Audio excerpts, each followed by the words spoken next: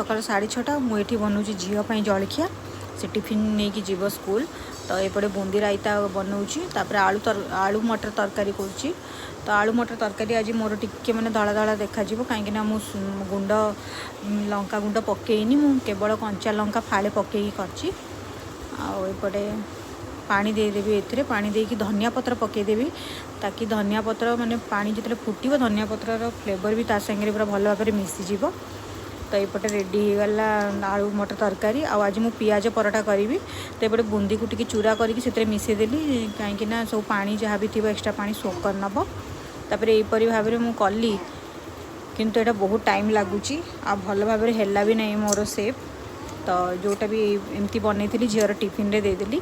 तापर देखिली ये बहुत झमेला मो पाइका। तो से नॉर्मल जमी पराठा मुझे आलू पराठा से भाया करदेली।